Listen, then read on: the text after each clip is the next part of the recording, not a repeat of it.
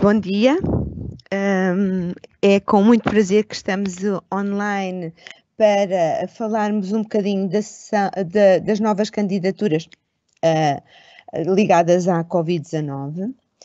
Nós estamos a fazer um bocadinho de tempo para entrarem os diferentes participantes que se inscreveram, ainda não estão todos, fazemos um bocadinho de tempo aqui de espera e brevemente vamos dar algumas indicações de como é que vai decorrer a sessão, o plano de organização das apresentações e como é que serão tiradas as dúvidas. Agradeço muito a vossa presença e vamos esperar um bocadinho até que estejam mais participantes online.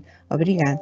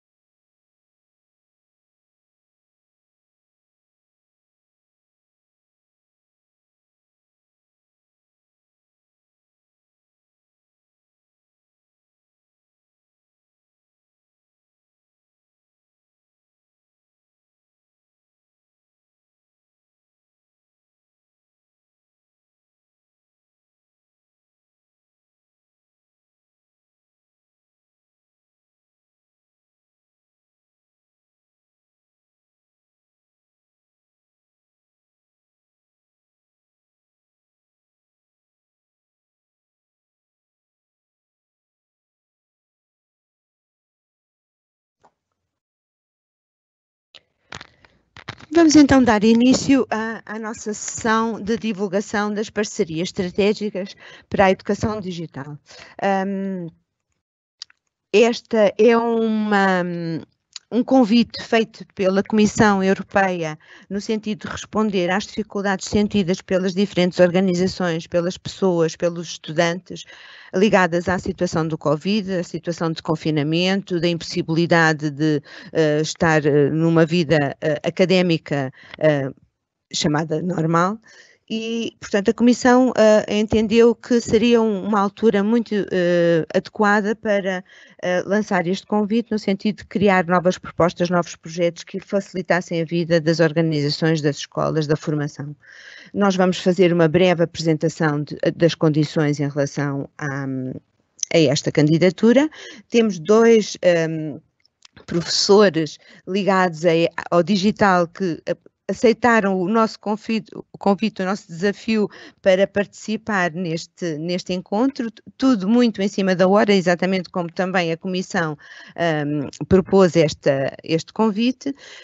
Vamos só dizer aqui algumas das regras em relação à participação neste evento, em que pedimos às pessoas que compreendam, visto que temos muitos inscritos, estão 500 pessoas inscritas, e que não vai ser fácil dar resposta a todas as perguntas que vão sendo colocadas, portanto agradecíamos que fossem continuando a fazer perguntas na parte das mensagens, e nós temos duas colegas que estão connosco a tentar compilar uma série de questões semelhantes para irem dando resposta e, portanto, ao longo da sessão vão sendo respondidas algumas questões, as que não conseguirmos responder, vamos elaborar um conjunto de respostas, tipo FAQ, portanto, respostas a questões específicas e que vão ser colocadas na página.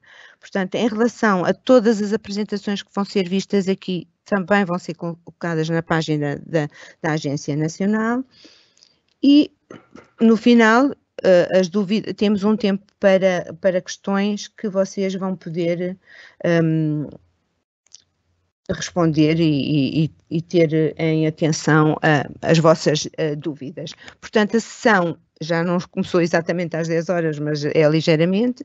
Nós vamos agora ter o professor Pedro Sebastião, que pertence ao ISCTE e que vai partilhar connosco algumas questões interessantes ligadas ao digital. De seguida teremos um tempo em que vamos dar as informações estabelecidas pela Comissão ligadas ao digital. Temos uma pausazinha muito pequenininha para depois continuarmos com as informações e teremos então o professor José Porfírio da Universidade Aberta também para apresentar projetos que já foram trabalhados na Universidade ligados ao digital. Temos, como veem, um tempo mínimo para questões, mas como disse no início, as questões serão respondidas e partilhadas depois na página. Se não forem respondidas agora de imediato durante a sessão, serão partilhadas com todos na página da web. Portanto, neste momento temos connosco os colegas da agência, que é a doutora Augusta, o doutor Paulo, a doutora Ana Cunha e a doutora Tânia, que vão estar em sintonia connosco no sentido de irmos respondendo e partilhando as vossas questões. E agora vamos ter o professor Pedro Sebastião do ISCTE para apresentar algumas ideias ligadas à literacia, à educação da literacia para o digital, que no fundo é o grande tema que nós vamos falar hoje e que a Comissão propôs é que sejam desenvolvidos conteúdos ligados à literacia digital e à educação para a literacia digital. Vamos passar então a palavra ao professor Pedro Sebastião.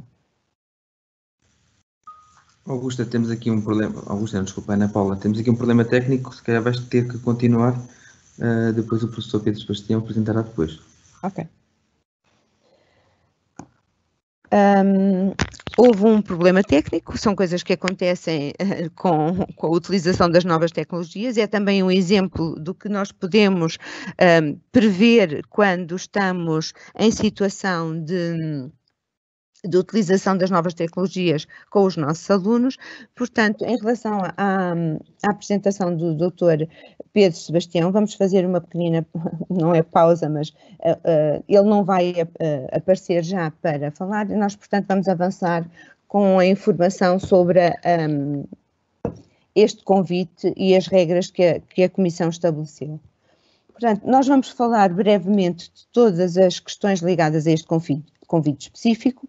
Não vamos deixar de falar uma das questões importantes, que é o registro da organização, tendo em conta que, apesar de estarem a maior parte das pessoas que se inscreveram nesta sessão serem pessoas que estão muito habituadas a fazer projetos ligados ao programa Erasmus, há algumas dúvidas sempre em relação à inscrição da organização e ao registro do e-mail que se utiliza para se fazer a inscrição.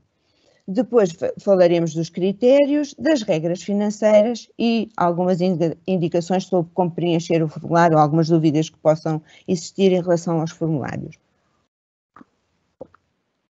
Importa esclarecer, portanto, este convite feito pela Comissão Europeia abrange duas áreas, a parte da criatividade e a parte da literacia digital, e é sobre essa que nós vamos falar e de uma forma muito resumida. E achamos que seria interessante colocar aqui a definição de literacia digital feita mesmo pela Comissão Europeia e que fala de que é uma competência que nós precisamos de alcançar no sentido de podermos avaliar, armazenar, produzir, apresentar e trocar informação utilizando redes colaborativas via internet. Como vos disse, nós na nossa página da agência temos todo o processo de inscrição e de preenchimento das candidaturas e o que achamos que devemos sublinhar é esta área aqui de as candidaturas e quando vocês quiserem candidatar-se é aqui que têm que vir. Como vos disse, esta apresentação fica disponível na net, portanto vocês poderão ver isto com estes slides com mais calma.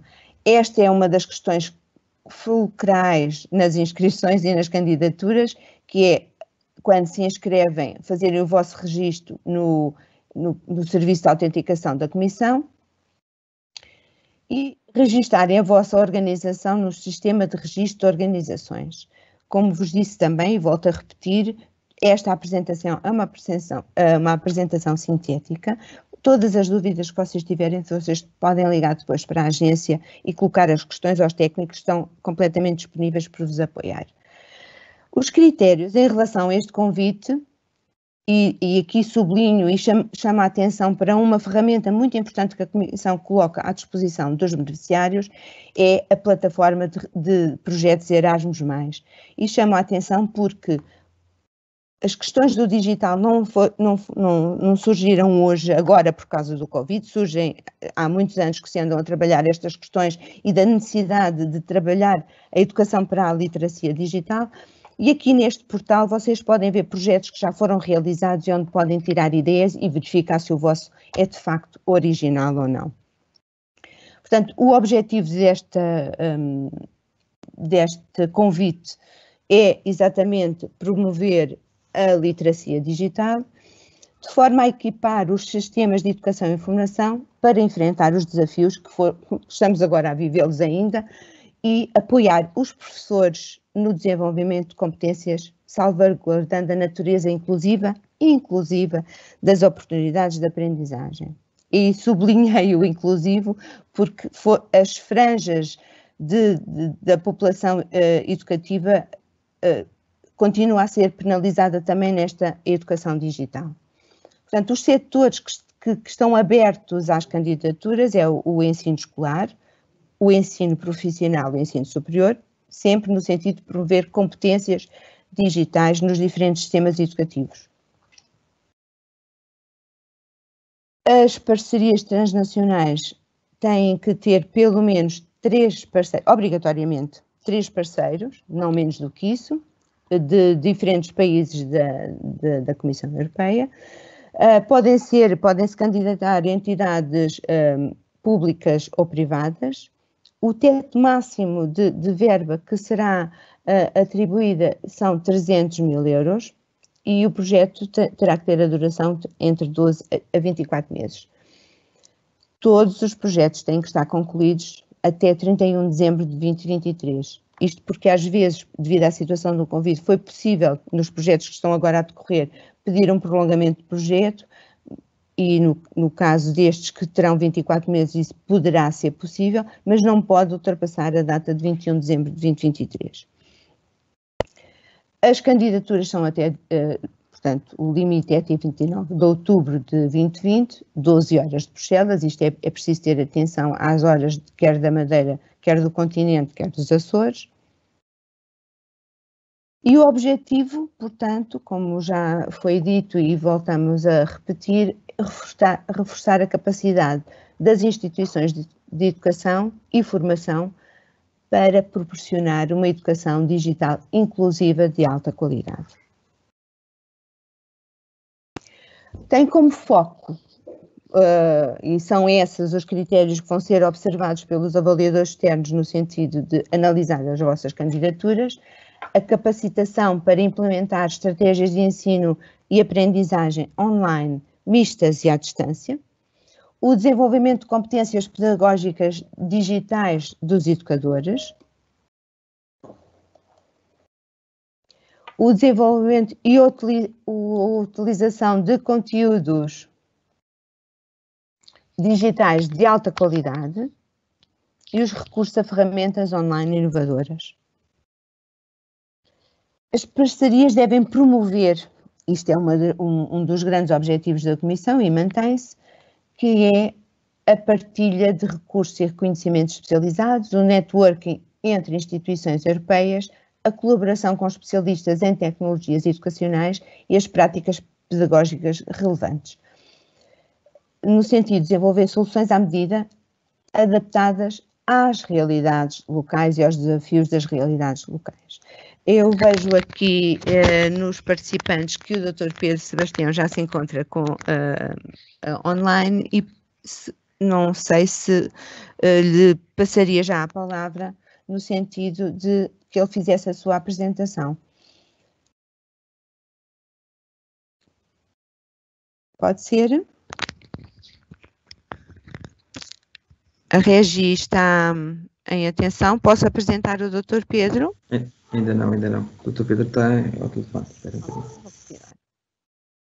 Vamos continuando, porque o Dr. Pedro está a ultimar os preparativos para a sua entrada e vamos falar das atividades apoiadas em relação às respostas do Covid. Portanto, novamente, o reforçar a cooperação e partilha entre organizações, isto é fundamental, esta noção de cooperação e partilha, de forma a que as pessoas consigam recolher dos diferentes especialistas o know-how para avançarem com projetos de aprendizagem da literacia digital.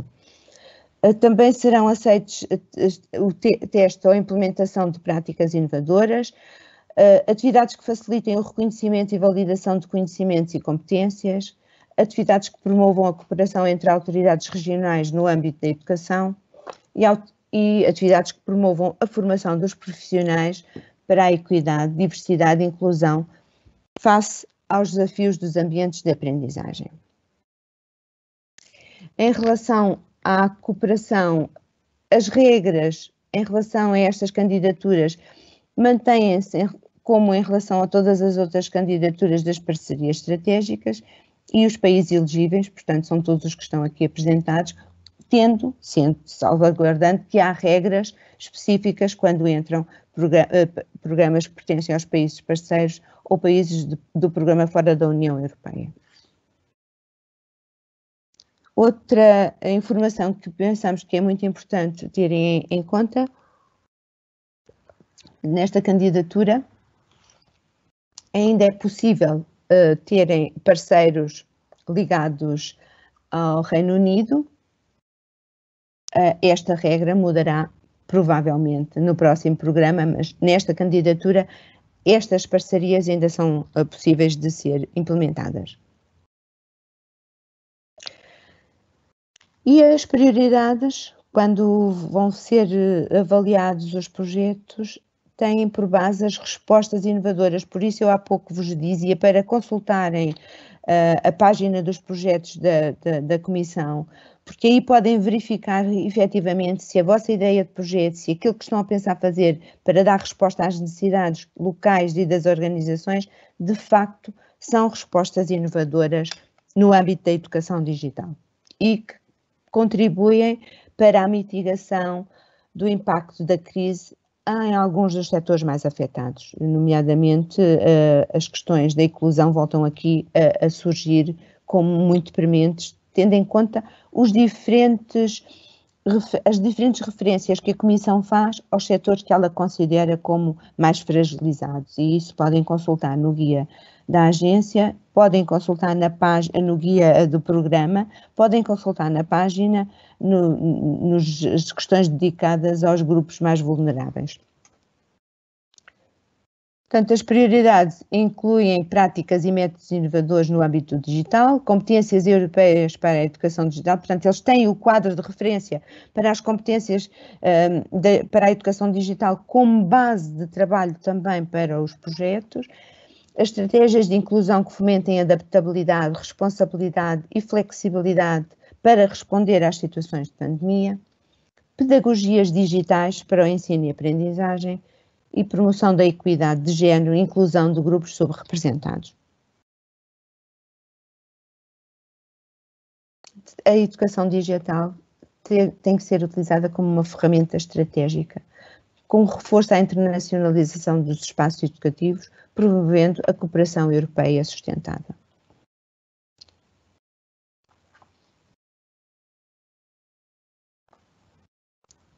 em termos da vossa organização de um projeto, a importância que devem dar à elaboração dos objetivos. Eles têm que cruzar sempre com as questões da análise que foi feita para fazer um levantamento das necessidades da vossa organização, do vosso público.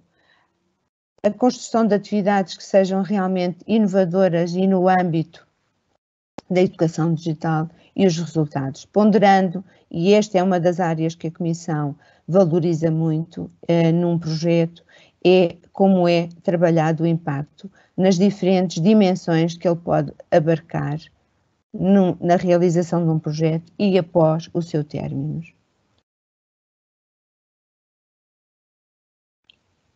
Para além destas prioridades que foram faladas e que têm que ser referidas na vossa candidatura, poderão também colocar prioridades horizontais ligadas ao próprio programa ou prioridades específicas ligadas a cada um dos setores que é interveniente neste convite para a dimensão da literacia, da educação para a literacia digital. Eu penso que agora o professor Pedro já está disponível e vamos passar então a palavra ao professor Pedro Sebastião. Ok, muito bom dia a todos. Queria agradecer o amável convite que foi colocado pela doutora Augusta e a doutora Ana Paula para participar nesta sessão de esclarecimento. Irei partilhar aqui convosco um pouco este tema da educação digital e das parcerias, que é uma coisa que a nós, as parcerias e o trabalho colaborativo, é uma coisa que nós valorizamos. E, entretanto, como sei que é a doutora Ana Paula que está aí com as mãos no comando, se quiser, eu posso partilhar consigo. Quer que eu termine a minha partilha? E não, o pode ser. Não. O Paulo Almeida está a dar nota que convém, quem está ao comando, a gente ainda, se não se fosse, mas pronto. Então, se calhar passaríamos aí ao primeiro slide a seguir. Não é esse. Mas não. Aqui só um bocadinho. Sim, veja lá, se calhar tem que alterar. Eu tenho que alterar, sim. Como vocês... Eu não sei se estão a ver só um bocadinho, que eu vou ter que parar a minha partilha de ecrã porque houve aqui um problema técnico, mas que vamos já resolver. Estão a ouvir-me? Sim. Ok, muito bem.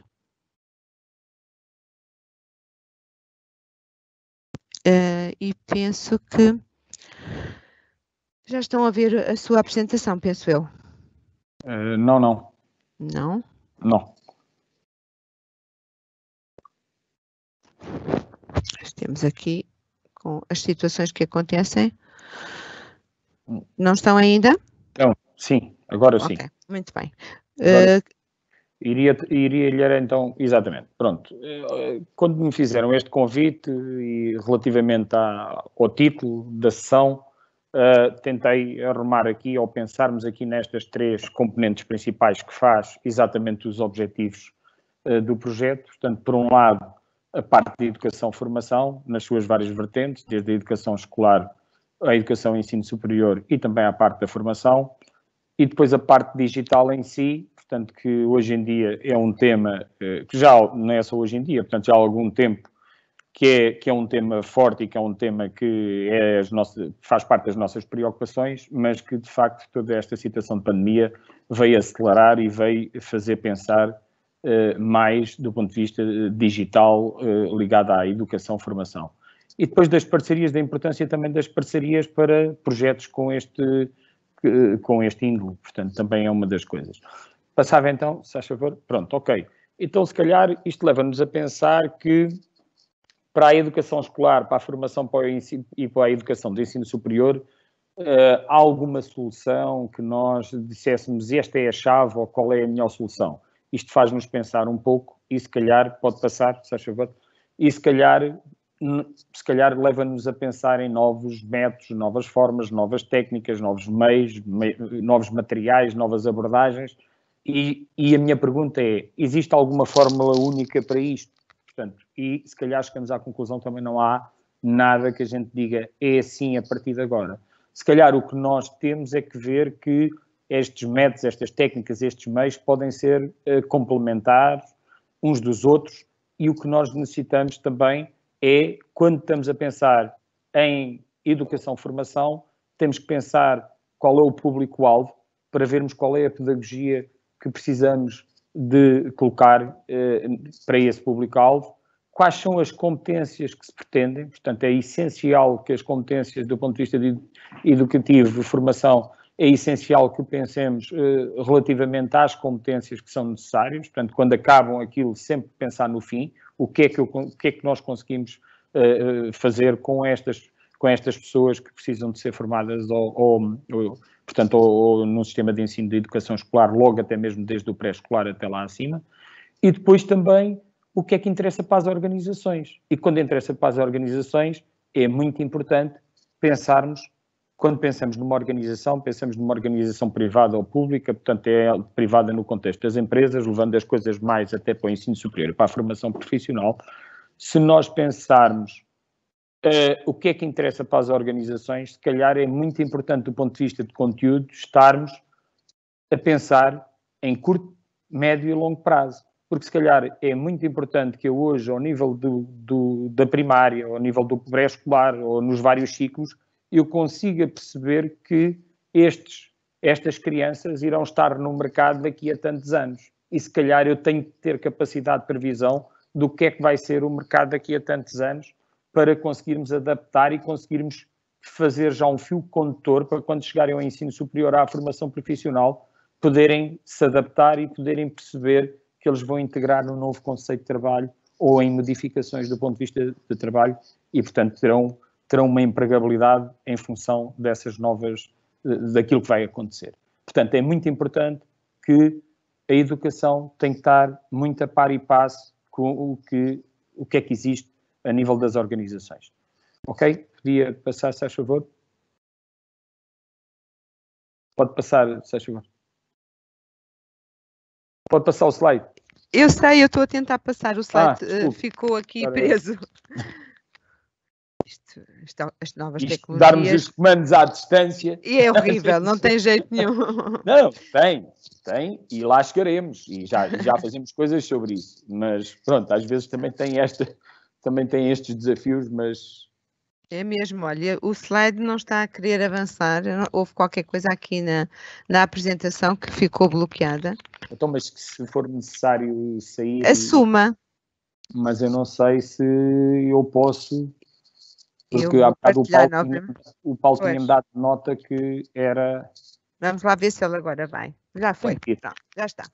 Ok, pronto. Por outro lado, nós pensamos, e já ouvimos muitos colegas nossos, portanto, e penso que a maior parte das pessoas que aqui estão, que nos estão a ouvir, são colegas, temos às vezes tendência de dizer, estes alunos cada vez sabem menos. Quer dizer, isto às vezes, já quando eu era estudante, já havia docentes que diziam isto. E eu acho que o que é que estamos a comparar? Estamos a comparar com algo que foi como nós aprendemos? Se estamos a comparar com algo que foi como nós aprendemos, se calhar, de facto, sobre aquele assunto, ou sobre aquela metodologia, ou sobre aquela abordagem, eles, se calhar, sabem cada vez menos. Mas eu acho que eles sabem cada vez mais. Eu acho que eles estão, e achamos nós, que eles, de facto, estão cada vez no mundo com mais informação, com mais conteúdo, e, na realidade, depois... há detalhes, mas que podem ser importantes ou não ser importantes face ao contexto atual e, portanto, há que pensar um bocadinho que, se calhar, as coisas têm os conteúdos, os saberes têm-se modificado ao longo do tempo e isso faz com que, às vezes, possamos incorrer numa abordagem destas ou numa afirmação destas, o que, na realidade, acho que não é o que se passa. Pode passar, se faz favor. Ok, hoje em dia estamos noutra época, portanto estamos numa época diferente, já queremos fazer coisas diferentes e hoje em dia temos muita tecnologia, temos muitos dados ou muita informação, temos redes sociais, quando eu digo muita informação e estes dados podem vir pelas diversas fontes, podem vir de sensores, de informação que esteja disponível, portanto temos muita informação. temos redes sociais, temos elevada capacidade de processamento, temos elevada capacidade de comunicação. Ora bem, isto leva-nos para outro paradigma, em que, de facto, hoje em dia estamos perante um cenário onde a velocidade aumentou muito. E esta velocidade aumentar muito faz-nos pensar que, se calhar, a forma como temos, faz-nos pensar como, onde, quando e o que queremos ensinar vai depender da época. E assim tem sido.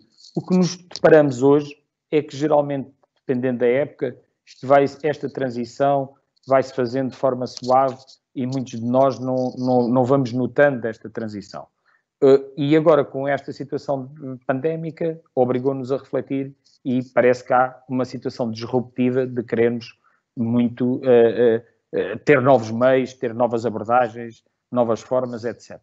Portanto, o que eu diria é que, se calhar, é necessário, aos dias de hoje, adequar, experimentar, e daí estes projetos Erasmus, experimentar novas abordagens, novas técnicas pedagógicas a cada uma das áreas e conforme melhor elas se puderem encaixar em cada uma das áreas que nós tenhamos que transmitir a mensagem. Pode passar, se faz favor?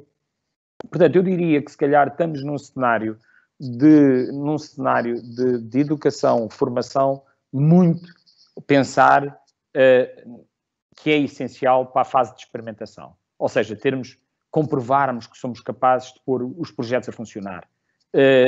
Isso é essencial e estimulante, motivador para quem? Para os formandos, para os alunos que passem pelos vários processos. Muitas das vezes, claro que eu começo pelo fim, para que possamos ter as fases de experimentação, é necessário que tenhamos coisas antes, mas o objetivo é ter isto, é ter os projetos funcionais. Para termos os projetos funcionais, temos que criar modelos.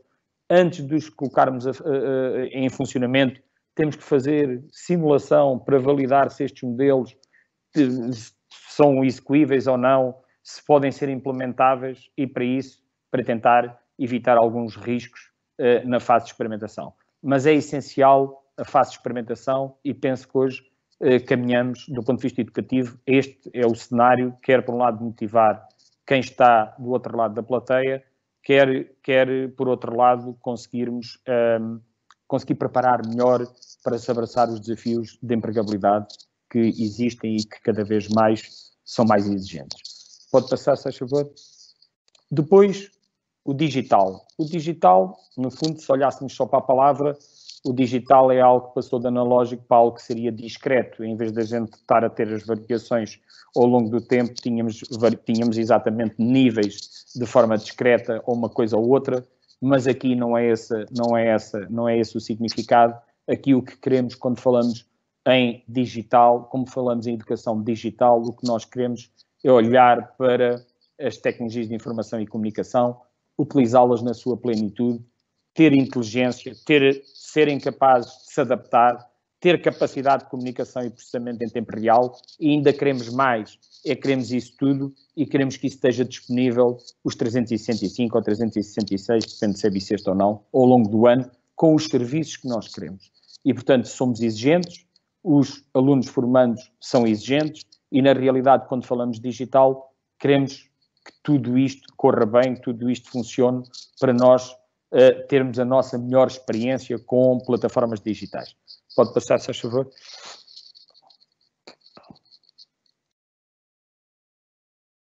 Estamos aqui outra vez com uma falha técnica. Então isso é saltar fazer a mesma coisa mas agora. vamos voltar. Não há... Pronto, cá isso estamos. certo à mesma, não é? Exatamente. Olhamos para isto, olhamos este boneco que aqui coloquei, um boneco que realmente tem esses Is como entradas, como inputs, tem os Os como outputs.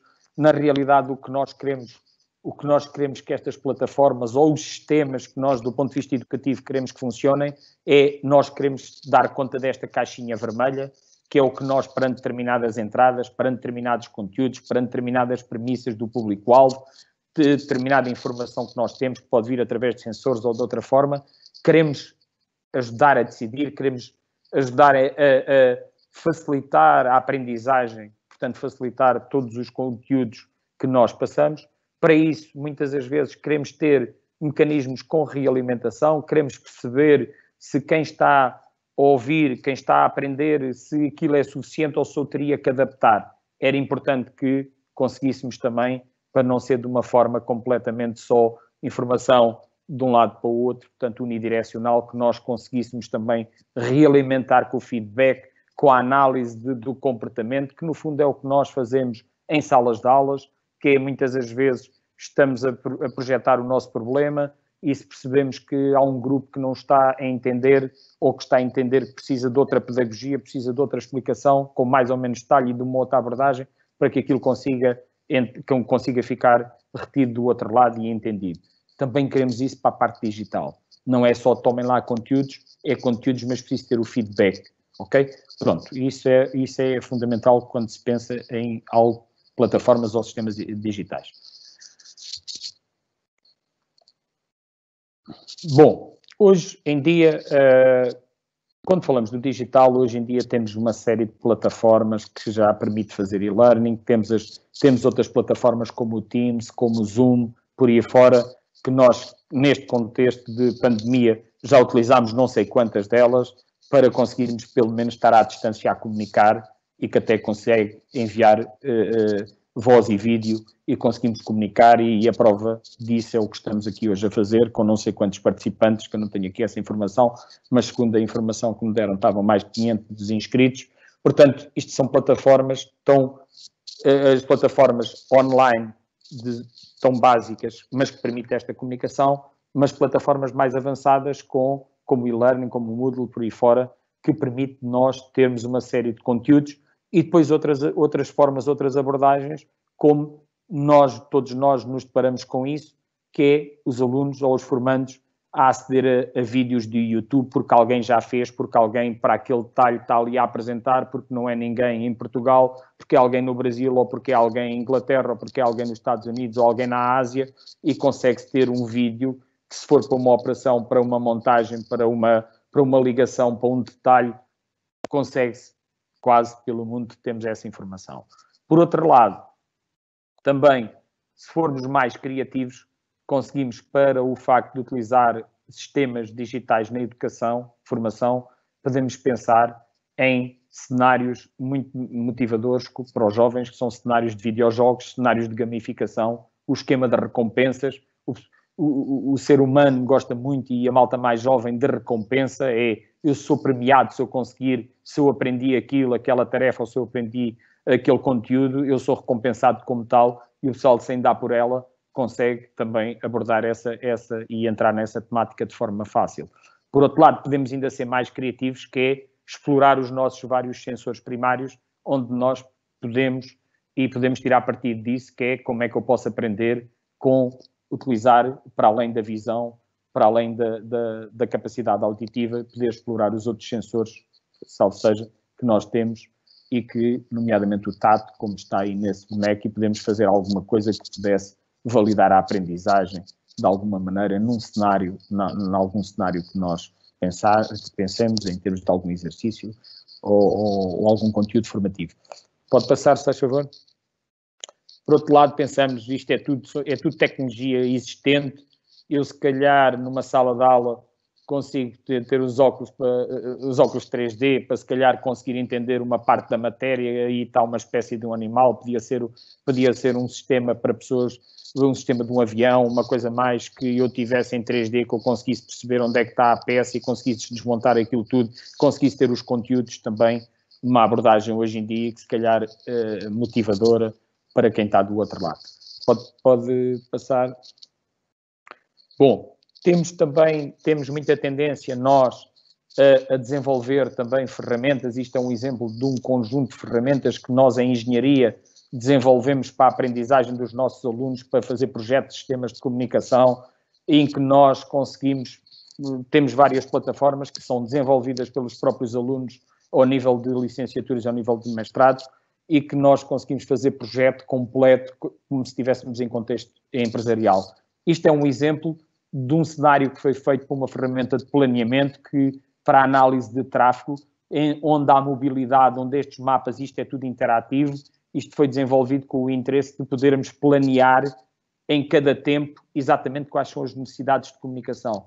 Mas quem diz as necessidades de comunicação, poderíamos pensar quais são as necessidades, onde é que está estrangulamento rodoviário, onde é que estão muitas pessoas onde é que está muitas pessoas juntas para poder ter que dispersar, é o que a nossa imaginação nos levar, que temos capacidade de desenvolvermos estas ferramentas de aprendizagem, muito no sentido experimental. Pode passar, se faz favor. Por outro lado, podemos ir tendo isto ainda mais, cada vez mais, ganhando mais corpo, nomeadamente se pensarmos ao nível dos simuladores, simuladores de voo, simuladores de condução, porque é que não treinamos, pelo menos a controlar, se calhar as futuras gerações já vão ter que controlar ou fazer parte de veículos autónomos, mas que também possam controlar em modo manual, mas que se calhar não quer controlar com o volante, se calhar quer controlar com uma aplicação e se calhar antes de ir para o veículo, se calhar quer brincar com o modelo e quer, como é o caso aqui da figurinha deste jovem, que por acaso é um aluno nosso, em que está a controlar uma miniatura nestes cones a partir de uma aplicação que desenvolveram e está a ganhar competências para poder conduzir. Pode passar, se faz favor. Podemos ser mais arrojados e mais longe. Por um lado temos laboratórios de fabricação digital, por outro lado temos capacidade de fazer projetos, por outro lado temos boas redes para estabelecer as comunicações. Se calhar podemos estar a projetar de um lado e dali a bocado aquilo estar a sair nas impressoras ou estar a sair nas máquinas de corte e nós irmos à oficina, depois estarmos a carregar as peças e estarmos a carregar, portanto, as várias peças no computador, a gente consegue ir à oficina só lá buscar aquilo que mandámos fabricar e não termos que ir comprar, portanto, um mindset diferente. Ok? Pode avançar, se faz favor. Minha pergunta é, o que é que nós, isto é um bocadinho pensar no futuro só, e eu só para que nós possamos pensar no futuro. Hoje em dia temos capacidade computacional muito elevada, supercomputadores, computação distribuída. Por outro lado, temos um conjunto de redes, um conjunto de rastro que nós, em função, em determinados cenários, deixamos esse rastro, deixamos opiniões, deixamos interesse. Por outro lado, já temos capacidade de conseguir, de uma forma que ainda não é muito amigável, termos que entrar numa máquina para fazer eletrocefalogramas, para ver atividades a nível de cérebro, de quais são as partes em determinados contextos, mas penso que em pouco tempo isto começa a ter dimensões e isto pode-se começar a correlacionar e a fazer a conjunção e a casar estas várias áreas. E a minha pergunta é, o que é que será a educação digital para quando nós tivermos toda esta informação? Isto pode fazer pensar um bocadinho. Quando nós pensamos aqui em educação, formação digital, já estamos aqui a misturar isto. Eu diria que, por um lado, podemos pensar para todos na utilização da necessidade de nova formação, a utilização para professores formadores, para alunos, para tutores, para técnicos, para colaboradores de organizações, de plataformas que permitam fazer educação, que permitam fazer o treino de forma digital. Isso é um cenário. Por outro lado, podemos nós fazer parte de desenvolver tecnologia educativa. Portanto, precisamos de competências ao nível da programação, competências ao nível do multimídia, competências ao nível de hardware e de software que controla hardware. É muito importante para estas áreas que nós possamos, porque às vezes dizer assim, não, estamos num modelo diferente de educativo, digital, com plataformas, mas há muitos conteúdos e a forma como eles são comunicados, como são feitas as filmagens, os tempos em que nós podemos estar a falar para não se tornar maçador para as audiências e, portanto, há aqui toda uma formação que quem desenvolve os conteúdos multimídia, quem faz os próprios conteúdos, a realização, todo o cenário, que é preciso formação sobre esta área e adaptação para que consigamos otimizar estas ferramentas educativas, estas ferramentas digitais. Pode passar, se faz favor. Pronto. Do ponto de vista de parcerias, temos realmente a nível de parcerias e tal como o Erasmus e para a maior parte de nós que conhecemos, portanto ao nível e neste em particular, portanto nesta call, temos a nível de parcerias, começamos logo com as nossas parcerias internas dentro da mesma área ou de preferência de várias áreas que possam servir até muitas das vezes, às vezes pensamos, e por exemplo nós no ISTE temos essa facilidade de termos várias áreas e pensamos, mas porque é que eu vou pôr aqui, eu estou a desenvolver um sistema tecnológico, porque é que eu vou pôr uma pessoa, por exemplo, da área das ciências sociais ou de outra área? É muito importante termos equipas heterogéneas que muitas das vezes têm uns olhares diferentes para os sistemas e que nos permitem validar e afinar o que temos. Por outro lado, ao nível das várias organizações nacionais, sejam elas entre escolas de formação, escolas dos ciclos mais primários, e sejam mesmo da universidade, e sejam mesmo até transsetorial, portanto, entre elas também é importante. E depois as organizações, tal como a COL indica, organizações europeias, portanto, sistemas de ensino também, e empresas ou autarquias, ou seja o que for, também é muito importante. Deixo só aqui uma nota do que se desenvolver. É muito importante que pensemos um pouco em sustentabilidade. Hoje em dia está na ordem do dia, e perceber, eu quando eu digo isto da sustentabilidade, não estou só a pensar no ambiente, estou a pensar, tivemos um projeto aprovado do Erasmus, pusemos isto a funcionar, foi bom, e a seguir, como é que isto se paga? Como é que isto se alimenta? Morreu porque deixou de ser financiado? Para mim são das coisas mais importantes, porque se criarmos alguma coisa, se gastarmos dinheiro, se fizermos investimento, não gastamos, se fizermos investimento inicial, é preciso recolher algo desse investimento inicial. Portanto, é preciso que utilizem, seja cá dentro, seja para fora, se conseguirmos exportar, se conseguirmos pôr os outros a utilizar, é muito importante. Antes de finalizar a apresentação, gostaria só de partilhar convosco. Estou em dois projetos ligados. Um deles é um conjunto de conteúdos com mestrado, com pós-graduações que envolve a América Latina, portanto foi apoiado com Erasmus, que é o mestrado e pós-graduações em Gestão e Inovação Tecnológica, que envolvendo vários países da América Latina e várias universidades da Europa. Já arrancou, neste momento posso dizer que a minha satisfação foi andarmos durante o projeto, o projeto ainda está no ar, mas já arrancou sessões mesmo de formação online de gestão de inovação com um carimbo de várias universidades. Um projeto muito interessante, já submetemos uma candidatura na sequência deste para resolver a economia dos territórios, principalmente para ajudar a fomentar e o desenvolvimento da economia dos territórios. Isto é estamos muito orgulhosos do trabalho que está a acontecer e do envolvimento de todos os parceiros. Temos um outro projeto que já não é de ensino superior, mas que é ensino superior com o ensino pré-escolar e também com o ensino escolar, que é conseguirmos avaliar e trabalhar o estado emocional.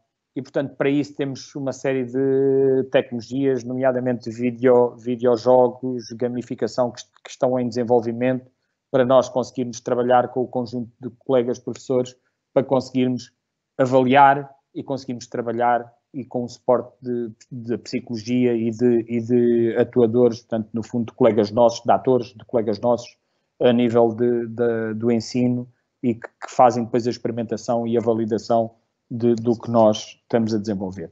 Pronto, eu diria, não me vou alongar mais, se calhar já me alonguei um bocadinho face ao tempo que tinha, um bocadinho, penso eu. Obrigado pela vossa paciência também aqui, o vosso interesse nisto. Espero ter contribuído de alguma maneira. Se tiverem alguma questão que queiram desta pequena apresentação, por favor, disponham, e continuação de votos de boa participação nesta sessão de esclarecimento para os vossos bons projetos. É muito importante boas parcerias, é muito importante competências de valor, boas pessoas com boas ideias do sucesso destes projetos. Um abraço para todos. Muito obrigado, professor. Foi um prazer ouvi-lo e penso que abordou todas as diferentes possibilidades que nós temos utilizando a educação digital e a literacia para o digital. Nós vamos fazer agora um curto intervalo de 5 minutos para que as pessoas possam levantar-se um bocadinho e fazer um bocadinho de movimento e beber um copinho de água, e já voltamos brevemente. Até já!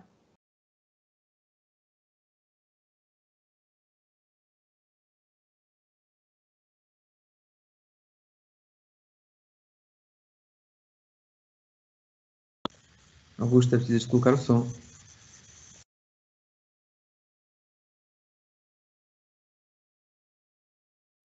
Muito bom dia a todos. Vamos dar continuidade à nossa sessão de apresentação sobre esta call excepcional relativamente às questões digitais, focadas nas questões digitais, como já foi dito e muito bem apresentado pelo professor Pedro Sebastião e pela minha colega Paula quando iniciou esta sessão, dizer-vos que temos tido alguns problemas técnicos e provavelmente vamos continuar a ter, porque temos ainda um problemita por resolver em relação à entrada do professor José Porfírio, porque o e-mail que ele nos deu é da Universidade Aberta e há um bloqueio de sistema informático que ele já tentou resolver e não foi possível. Portanto, vamos ver como é que nós, em termos de nosso apoio informático de retaguarda, seremos ou não capazes de resolver a situação. Esperemos que sim, que eles resolvam tudo e vamos continuar então com as regras relativas a esta KA2 226, que têm obrigatoriamente, que são parcerias, exatamente como qualquer outro KA2, e que têm obrigatoriamente que durar entre 12 a 24 meses. Têm que ter, no mínimo, 3 parceiros de 3 países diferentes, mas poderão ter todos aqueles que vocês entenderem e acharem por úteis para desenvolver da melhor forma e conseguir atingir da melhor forma os objetivos que se propõem nesta vossa candidatura. Todos estes projetos poderão usufruir de gestão e implementação e poderão ter, como eu disse, vários parceiros, mas nós, como é hábito em todos os KA2, só financiaremos até 10 participantes.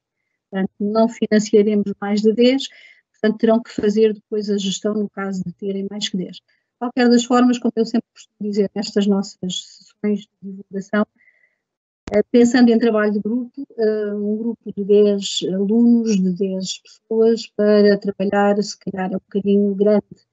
Portanto, penso que também devem ter isto em conta para conseguirem fazer um bom projeto. Por outro lado, temos as questões dos calendários, que, como sabemos, são todos diferentes em toda a União Europeia e, portanto, também nos cria depois algum ruído durante a marcação e o ajuste das diferentes atividades que terão que fazer em parceria, como diz o projeto, e, portanto, deixo-vos este pensamento e, portanto, penso que 10 será bastante. Estas candidaturas podem ser transsetoriais, ou seja, podem dirigir-se a vários públicos, no entanto, para fazerem a vossa candidatura, como vão ver à frente, terão apenas que focar-se no setor. Qual é este setor? É o maior número de destinatários, imaginando que temos, por exemplo, uma universidade a tutelar esta candidatura e tem na parceria alunos do ensino profissional, escolas do ensino profissional e escolas do ensino regular. Se tiver 3 turmas do regular e uma turma do profissional, o formulário que vai escolher é o do ensino escolar, porque a maioria dos seus destinatários são público do ensino escolar. Se, ao contrário, os destinatários forem todos alunos do ensino superior, o formulário que esta universidade vai escolher é o formulário do ensino superior. Portanto, mais uma vez, reforçamos que a escolha do formulário tem a ver apenas com o público a que se destina maioritariamente o trabalho que vão fazer, o que não quer dizer que, entretanto, não possam trabalhar também com outros públicos. Estas candidaturas têm que ser, digamos que, desenvolvidas e estar concluídas até 31 de junho de 2023. Não há hipótese de maior prolongamento. Está, assim, plasmado no corrigendo, que também está disponível na nossa página, e poderão consultar os prazos, efetivamente são estes. Paula, por favor.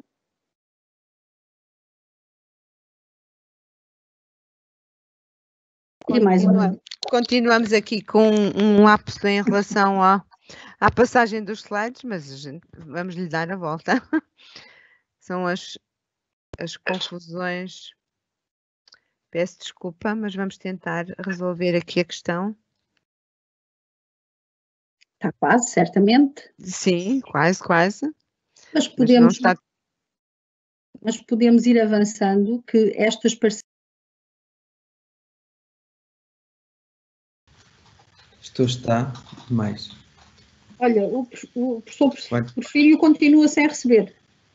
Pois, não sei. Já está em direto, já posso. Pode ser, senhor. Ora, estávamos aqui, pedimos imensa desculpa por esta interrupção, a sessão caiu e, portanto, neste momento pensamos que os problemas técnicos estão praticamente resolvidos, esperemos que sim. É um exemplo de que tudo pode correr muito bem em digital, mas de vez em quando temos uns percalços. O importante é não perdermos a calma e tentarmos, em equipa, superar da melhor maneira possível estes constrangimentos que nos vão acontecendo. E, portanto, vamos continuar aqui a falar das nossas parcerias. Dizia eu que as atividades destes projetos cuja candidatura terão que submeter impreterivelmente até dia 29 de março às 11 horas PT. E mais à frente temos um slide específico sobre isso, porque falamos também da região autónoma da Madeira e da região autónoma dos Açores. E tem impreterivelmente começar entre 1 de março e 30 de junho de 2021. Em princípio, não terão prolongamento. Em princípio, de qualquer das maneiras, a seu tempo, as coisas serão conforme este nosso estado de pandemia também o vier ditando. Paula, por favor. E voltou a bloquear a passagem do slide. Ora então, tinha dito também ainda que, já tinha dito há pouco, que as parcerias podem ser transsetoriais, portanto, dirigirem-se a vários setores, sendo que o formulário que deverão escolher será apenas de um dos setores, daquele cujo público tem a maior incidência. Estes projetos, como todos saberão, destinam-se apenas ao ensino escolar, ao ensino profissional e ao ensino superior. Portanto, não há outros setores, ou seja, não temos aqui, a educação de adultos não é abrangida pelo KA 226. Mas mais à frente também mostraremos como vão escolher o vosso formulário. Temos um print screen da página da agência, onde podem escolher o formulário. É importante que não façam confusão, porque as condições de elegibilidade, se eventualmente o vosso público maioritário não for aquele cujo formulário vocês selecionaram, podem ser imediatamente excluídos por não preencher os critérios de elegibilidade. Paula? Mais uma vez, como nos outros KA2, os nossos KA 226 podem ser de inovação ou de intercâmbio de boas práticas. Tudo depende dos vossos objetivos e da composição da vossa parceria. Portanto, se pretenderem produzir ou explorar de forma inovadora aquilo que vão fazer, então tem que ser um projeto de inovação. Um projeto de inovação tem algumas características diferentes de um projeto de intercâmbio de boas práticas. Portanto, é isso que têm que ter em conta quando decidem como vamos trabalhar estas competências, este know-how digital, ou propor desafios novos, ou trabalhar de forma diferente alguma ferramenta que já conheçam, algum material que já exista, e, portanto, aqui têm que fazer também algumas opções e isto vai determinar a forma como vão construir o vosso projeto, a vossa candidatura. Paula? As parcerias de inovação.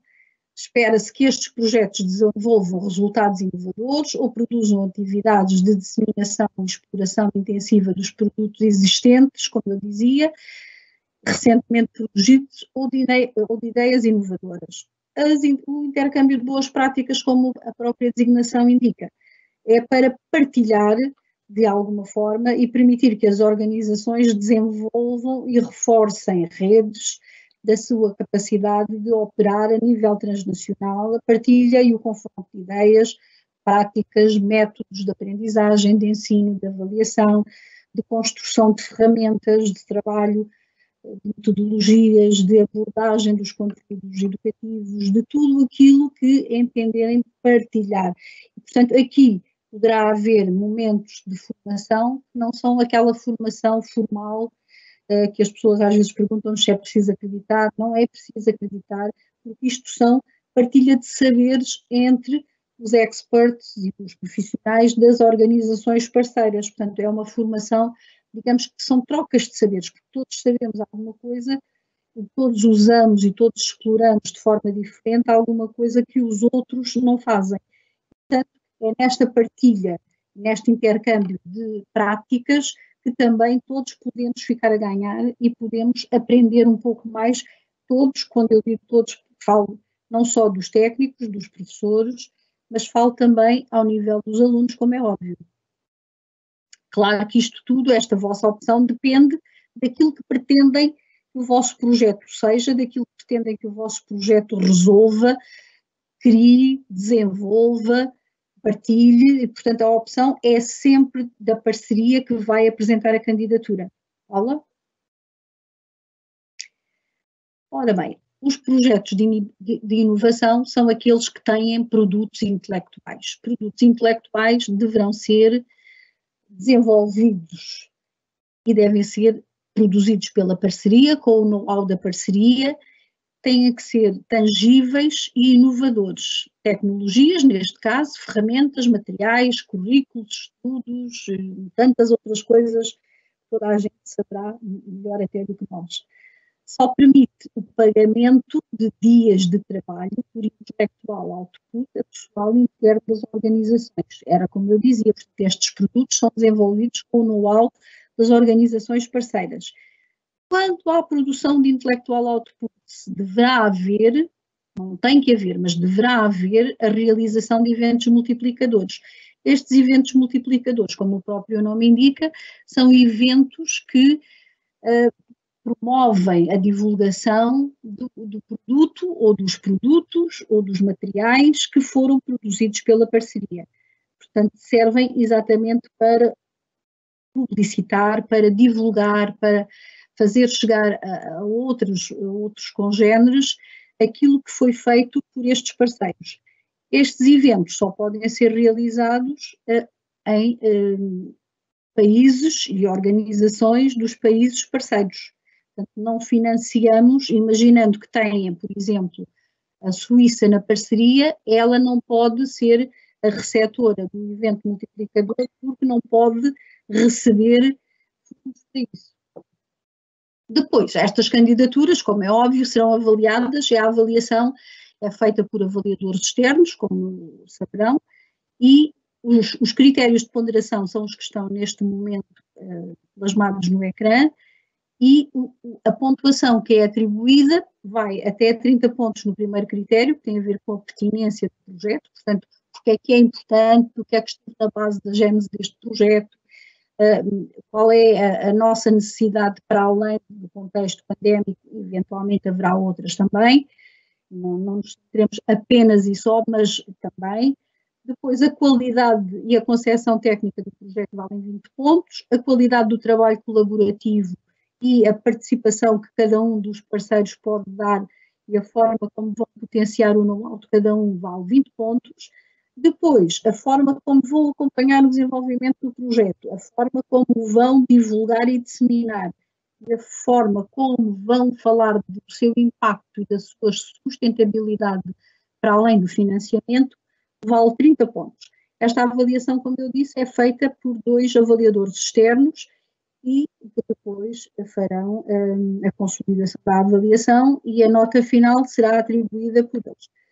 Em caso de dúvida, manda-se para um terceiro avaliador, em caso de haver ali alguma discrepância, e, portanto, este é o processo exatamente claro e transparente, como em todos os outros KA2.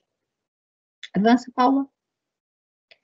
As regras de financiamento, que é uma questão sempre um pouco complexa, também são exatamente iguais às do KA2, com exceção do montante a atribuir, porque o montante a atribuir, penso que a Paula há pouco terá referido, mas eu estava aqui de roda das questões técnicas e não me apercebi, portanto vou reforçar. O montante a atribuir será, no máximo, 12.500 euros vezes os meses de vida do projeto, isto no global, para perceberem se o montante que estão a pedir é ou não elegível, deverão fazer esta contabilidade. As rubricas nas quais podem solicitar verba e devem solicitar verba são a gestão e implementação do projeto, que cai em automático, e para coordenadores são 500 euros e para parceiros 250, portanto exatamente como em qualquer KA2. Reuniões transnacionais de projeto que tenham um valor unitário, como à frente irei mostrar. Os produtos intelectuais, que como eu já disse há pouco, são por dia e por intelectual output e para cada uma das organizações. Também vou explicitar um pouco mais à frente. Os eventos multiplicadores é por participante que são atribuídos os montantes à candidatura E as atividades de formação, que podem ser envolvendo alunos ou podem não envolver alunos, podem ser de staff. Portanto, têm 4 opções de escolha de atividades de formação no formulário, devem abrir o cursor, devem abrir a janelinha e ver com o cursor que aparecem as 4 hipóteses. E selecionam e trancam aquela que efetivamente é importante para aquela fase do vosso projeto. O mesmo projeto pode ter vários tipos de atividades. Pode ter atividades de formação de staff e pode ter atividades de formação de alunos, pode ter só de staff, pode ter só de alunos, que têm que ter professores acompanhantes, se forem alunos com menos de 18 anos. Depois, isto são tudo custos unitários, ou seja, são custos dos quais nós não precisamos de fatura. Para os que estão a vermelho, os custos reais, aí sim terão que submeter a fatura e essas faturas, estes custos reais, aplicam-se a tudo o que são apoio para necessidades especiais, todos os custos que acrescem ao facto de levar uma pessoa com algum tipo de deficiência que precise de transporte adaptado, de uma cadeira de rodas, do intérprete, de alguém de linguagem gestual. Portanto, isto é tudo pago à parte e a 100%. Estes custos excepcionais, que não são para necessidades educativas especiais, também são à fatura, mas já não são pagos a 100%, são pagos a 80%. Paula, obrigada. A subvenção máxima é variável e calculada na base para 12.500 pela duração do projeto em meses, como eu disse há pouco, e se for um projeto de 24 meses, no máximo poderá ter um orçamento nos 300.000 euros. Claro que isto não são 12.500 vezes, é de acordo com as rúbricas e o número de pessoas que levarem, isto é apenas para saberem que o plafond é por aí, exatamente como diz em baixo, portanto, de acordo com o número de pessoas que participarem nos TPMs, Transnacional Project Meeting, de acordo com o número de pessoas que participarem nas sessões de formação com alunos, sem alunos, por aí fora. Ou também a produção dos intellectual outputs e os eventos multiplicadores. Nesta situação, havendo um projeto que tenha tudo isto, poderá chegar efetivamente aos 300.000 euros para poder realizar todas as atividades que têm em vista para atingir os objetivos e o impacto que decidiram que queriam que este vosso projeto, esta vossa candidatura atingisse. Paula? Obrigada. Ora bem, todos os KA2 226 podem candidatar-se a todas estas rúbricas que aqui estão. Claro, mais uma vez reforço que a seleção das rúbricas em que pretendem financiamento está apenas dependente dos objetivos que a parceria se propõe a alcançar no fim do projeto e dos impactos que pretendem causar e da forma como preveem que a sustentabilidade do projeto seja continuada após o financiamento, como também já tinha dito há pouco. Portanto, todas estas 5 hipóteses, 6 hipóteses, são viáveis desde que correspondam àquilo que vocês pretendem. Paula? Obrigada. Portanto, para a gestão e implementação do projeto, como eu já tinha dito, temos 500 euros mês. Para os parceiros temos 250 euros mês, portanto, no máximo por mês, uma parceria pode receber 2.750 se tiver 10 parceiros, que é o máximo permitido, como também já tinha dito. Paula? As reuniões transnacionais de projeto, que é um montante por participante e por reunião, se forem até 99 km, é pertinho, a pessoa não precisa de lá ficar, também não tem financiamento. Se a distância for entre 100 km, 1999, é a banda 1, são 575 euros por participante e por reunião. Este montante tem que ser suficiente para a viagem e para a estadia. Não há outro montante. Quando nos perguntam se estas reuniões têm que ter 2, 3 dias, têm os dias que entenderem ter. Agora, o montante que é atribuído para esta reunião são apenas 575 euros. Em alguns países é suficiente para estarem 2 ou 3 dias, noutros países provavelmente não será suficiente, farão a gestão de uma forma global ou então estarão efetivamente de acordo com o montante que é atribuído e pronto, na outra vez ficarão um pouco mais. Se a distância for superior a 2.000 km, exatamente para gerir da mesma forma que os 575, têm a 760 por reunião e por participante. Paula? Para os produtos intelectuais, porque como eu já tinha dito, deve ser feita uma timesheet por colaborador, por dia e por produto para registarem o contributo de cada um dos parceiros e para depois ser de fácil leitura, quer para vós, quando fazem, digamos, o cômputo geral, quer para nós, quando fazemos a avaliação final do projeto. Claro que este financiamento até está a vermelho, e eu já tinha dito, só pode ser para pagar a pessoas da própria organização. Aqui não entram subcontratações, não há possibilidade de subcontratar ninguém para participar e produzir realizações intelectuais para o projeto. Os montantes dependem de quê? Não dependem da formação académica das pessoas, dependem do papel que a pessoa desempenha na construção do produto e do país de origem dessa pessoa.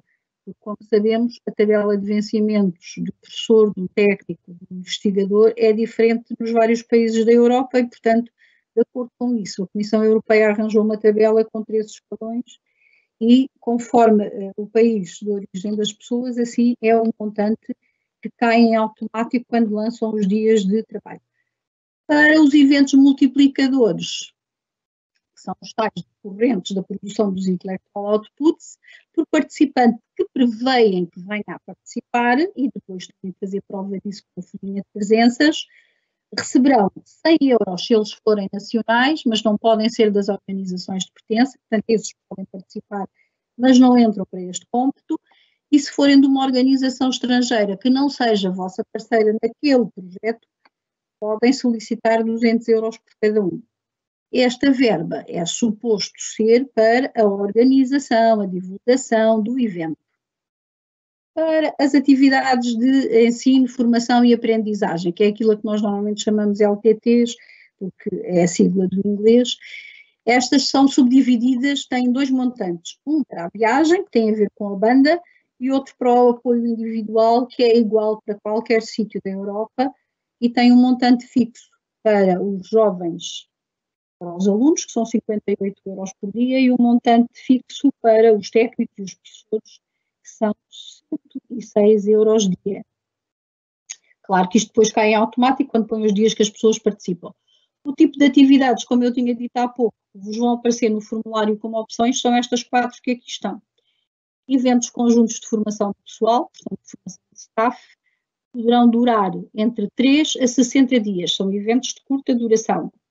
Intercâmbio de alunos, ou seja, aquelas atividades que envolvem alunos e que têm que ter acompanhantes se os alunos tiverem menos de 18 anos, são de 3 a 60 dias e devem permanecer os professores, os acompanhantes, o mesmo tempo que os alunos, como é óbvio.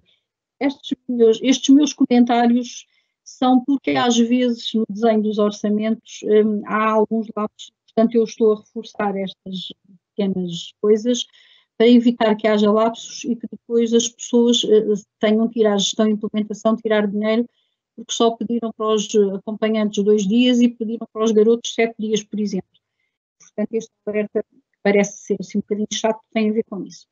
Podem também fazer mobilidade mista de alunos ou aprendentes de curta duração. Estas são as chamadas blended mobilities, em que as pessoas podem fazer uma parte presencial e outra parte online. Estas têm no mínimo 5 dias e no máximo 60.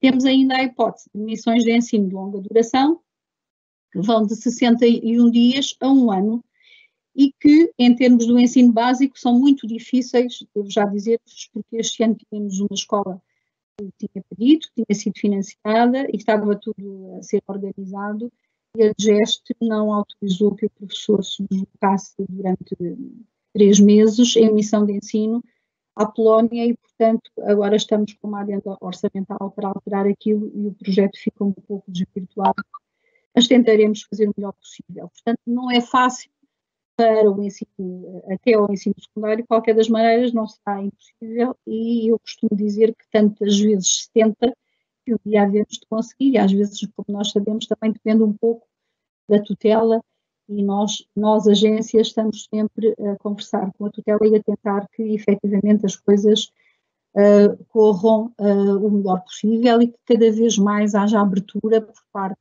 da tutela para que todos possam beneficiar destas experiências pedagógicas. Paula? Para fazerem a vossa candidatura, como eu disse, aqui nas LTTs têm duas rúbricas, têm a rúbrica de viagem e a rúbrica de apoio individual.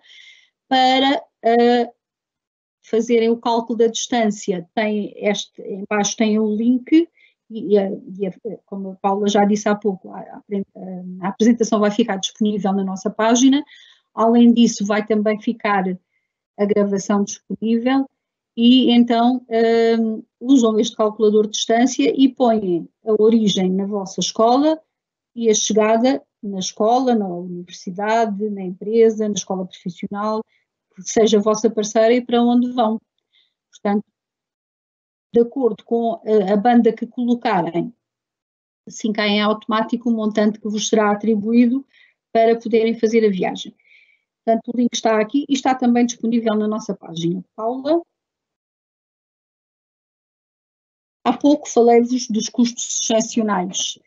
Os custos excepcionais podem ser usados para as pessoas com necessidades educativas especiais, como eu disse.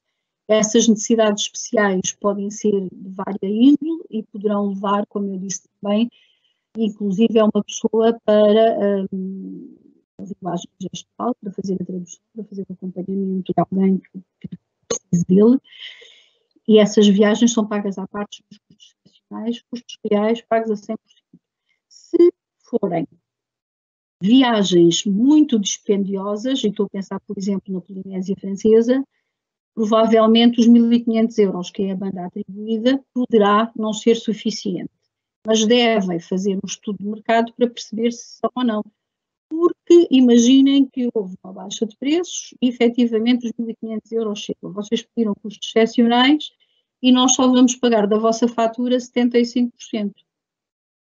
Portanto, perderão dinheiro. Convém fazerem um estudo e verificarem se vale a pena ou não. Por outro lado, estes custos excepcionais também podem, ao contrário do que eu disse há pouco, serem adjudicados para uma subcontratação muito específica ou até para a aquisição de algum equipamento. Imaginem que querem publicar um livro técnico em inglês e que tem efetivamente o inglês técnico. Nenhuma das organizações tem expertise técnica do domínio da língua inglesa, por exemplo, para fazer a revisão do livro e ele ser publicado sem gafes de escrita e de terminologia técnica. Nesse caso, pedem verba e fundamentam e, eventualmente, se os avaliadores considerarem que sim, ser-vos-á atribuída essa verba para tradução. Ou então a publicação e o encadernamento do livro, se demonstrarem que é absolutamente imprescindível que ele seja em suporte de papel, também pode ser outra coisa a pedir. O equipamento que eventualmente poderão pedir pode ser uma impressora 3D, porque imaginem que vão trabalhar sólidos geométricos nas várias perspectivas e precisam de construir os sólidos geométricos, precisam de uma impressora 3D. Têm que demonstrar a impertrível necessidade de adquirir aquele serviço ou aquele material para a funcionalidade do projeto e que nenhum dos parceiros, embora tenha o know-how, não tem a ferramenta, não tem o software, não tem alguma dessas coisas que é absolutamente imprescindível. Mas não é o centro do trabalho, porque se for o centro do trabalho já não dá. Então a parceria não devia ser aquela, deveria ser outra. Fiz-me entender? Espero que sim. Paula, por favor. Ora, muito bem. Para estas atividades de formação, ensino e aprendizagem, é importantíssimo que antes, quer enquanto procura de parceiros, quer enquanto ferramentas de trabalho, possam apoiar-se os projetos nas plataformas que a Comissão disponibiliza e que a própria DGE disponibiliza. O eTwinning, que é gerido pela DGE aqui em Portugal e que tem uma série de embaixadores que são todos os nossos parceiros e que estão disponíveis para trabalhar e para apoiar quem ainda não for etuína na construção e na abertura da sua página e de criar um espaço para o projeto e de fazerem a partilha de know-how com uma comunidade enorme e que tem um trabalho muito bom e muito partilhado por essa Europa fora e tem imensos projetos. É um outro sítio onde deverão também consultar para perceber se aquilo que querem fazer já existe ou se é efetivamente inovador. Portanto, o eTwinning é uma dessas ferramentas, a School Gateway, que é uma outra plataforma da Comissão Europeia, também é uma forma de encontrarem parceiros e simultaneamente perceberem o que é que está a ser feito já pela Europa e não pensarmos que o que vamos fazer é inovador, ou se calhar que não é e até poderia ser. E depois temos a EPAL, que também serve de consulta, embora ela seja mais usada pelo ensino de adultos, de qualquer das formas, pode sempre ser consultada como ferramenta auxiliar e como apoio aos projetos. Paula? E bloqueou.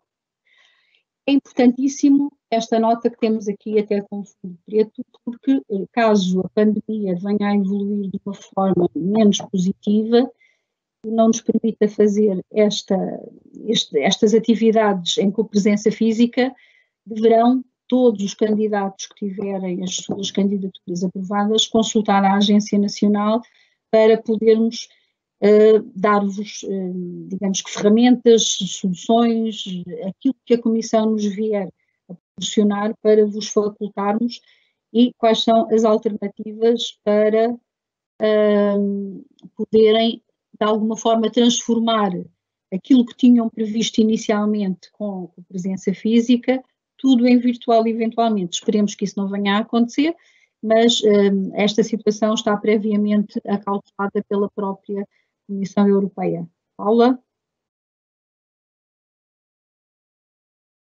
Ora bem, preencher e submeter o formulário de candidatura. No início a Paula mostrou-vos o que fazer antes da candidatura, como entrar no sistema, como ser portador do OID, como fazer, portanto entram no nosso site erasmusmais.pt e depois vão ao separador que diz candidaturas e aparece-vos o que nós temos neste momento do ecrã. O prazo de submissão da candidatura e um linkzinho, um retângulozinho cor de laranja que clicando vos leva aos formulários de candidatura. Portanto, o que a Paula mostrou é o que está neste separador candidaturas antes da candidatura e eu agora vou mostrar-vos o que tem a candidatura lá dentro. Quando a gente clica ali, leva-nos para aqui e aqui têm K1 é o primeiro, portanto tem as várias opções de ensino superior, ensino escolar, vocacional, adultos, não é para ligar àqueles que têm os bonecos, só os a preto e branco.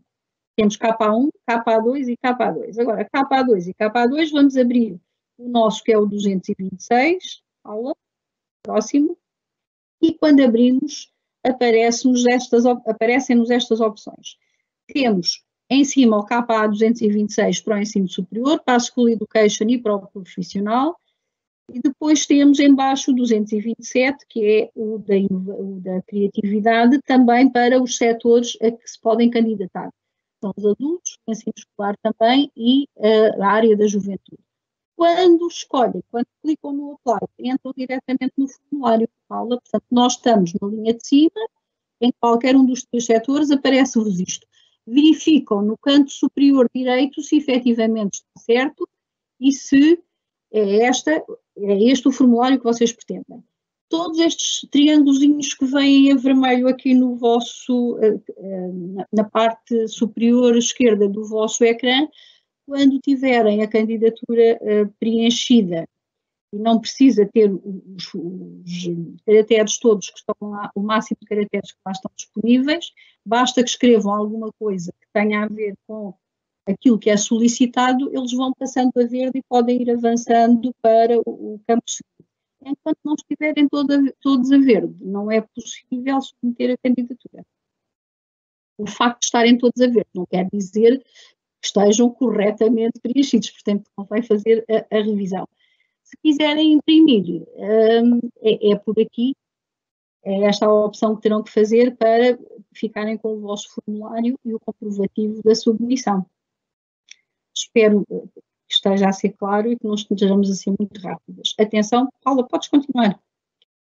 Atenção, como eu disse há pouco, os prazos de candidatura são 29 de outubro, eu costumo dizer que são 27, porque no dia 29 vai tudo acontecer como hoje na nossa apresentação, que aconteceu no estudo e mais alguma coisa, portanto, espero que efetivamente tenham a candidatura pronta num dia antes e submetam um dia antes, para que depois, se detectarem alguma falha, poderem acrescentar, mas já tenham uma salvaguarda. E não se esqueçam que no continente e na Madeira é até às 11 horas e nos Açores até às 10 da manhã do dia 29, está bem? Agora, deveria ser o professor José Porfírio a intervir e nós temos efetivamente... peço desculpa que estava aqui a olhar para o telemóvel, porque entretanto os meus colegas estão-me a mandar mensagens através do WhatsApp e vamos tentar pôr o professor José Porfírio no ar com a sua experiência da Universidade Aberta para vos dar mais alguns contributos sobre as potencialidades dos trabalhos digitais, do trabalho que pode fazer com alunos desde o pré-escolar ao ensino profissional e ao ensino superior. Esperemos que efetivamente ele consiga entrar no ar neste momento. Vamos ver.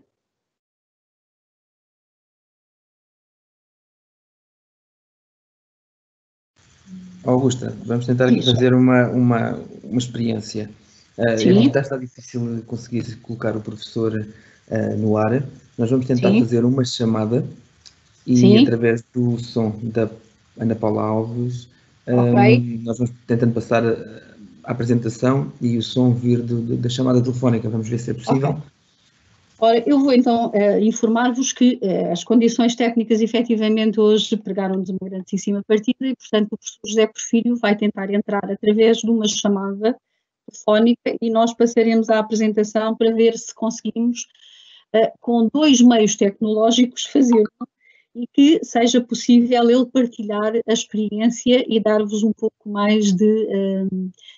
digamos, mais alguns contributos para conseguirem de uma forma mais estruturada e mais fiável fazerem as vossas candidaturas. Então, vamos lá experimentar. Isto é uma experiência que vamos fazer em direto, portanto, esperemos que corra muito bem. Professor José Porfírio.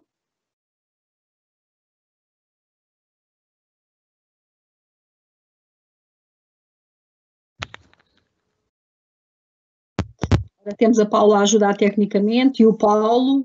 Professor, nós vamos colocá-lo online. Vocês estão-me a ouvir, colega? Sim. Então, temos que pôr os slides do professor, têm que sair. Este eu acho que não dá, continua lá, Paulo, só favor. Peço-lhe desculpa. Pronto, já está a sua... Já está. Agora, se for falando, pode ser que isto dê algum resultado. E vamos ver, está bem?